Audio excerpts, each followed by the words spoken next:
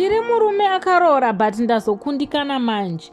Ndakambodanana nemukadzi wemunhu 2018 but ndaisaziva kuti ane murume. Zvese ndaimuitira hapana chandaisaita.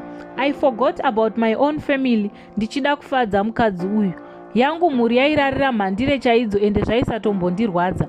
Those days mukadzi wangu aiyamwisa and she was 23, ini am 30 now. Ndaiti kungopedza basa ndonanga kumba kwemukadzi uya, toita yatinoita, ndozoenda kumba zvekuma 12, ndongosvikorara, bonde hapana nemukadzi. Aitombondikumbira but ndaitoramba zvekuti obva atochema. Akasenderwa message negirlfriend achinzi, unochemerera kurara nemurume, ndiwo wakaisima here? Plus ndakanzwa kuti haugeze kana pabonde haunake. Iye akandibvunza ndikamupopotera ndikati siyana nemukadzi iyeye, ndiye atova mukadzi wangu kubvira nhasi. Iwe ita wada. Mukadzi akati bho, akanogara kumusha kwavo. 6 months down the line ndakabva ndamiswa basa. Mukadzi uya kwakuzondichindiudza kuti am married.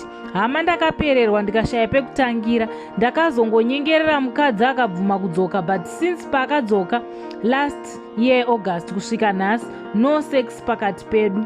Ndikamubvunza ari kuti don't worry tozoita kana ndakunyatsogona kugeza. Right now hansati ndakugona. Imbonopiwa nevanogona kugeza for the meantime. Zvino ndapererwa. Iye ndiye anoenda kubasa. Ini ndichiri kungokiyakiyawo. Nyaya mumba chaimo hamuisina. Anongogara ari zi. Ndikada kutaura naye zvakanaka anotanga hake kutoimba. Ndakatombodaidza hama dzangu nedzake. Vakakumbira kuti andiregerere. Asi iye akati ari kuda kutanga ambodana nawo nemurume womunhu.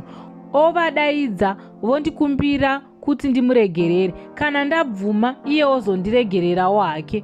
Please help me, ndodiiwo. I tried kutenga mapresents. Last time ndakatenga dress akaripisa achiti ko vaya vamaisitengera vazadza wardrobe here. Zvakaoma guys, I'm now giving up.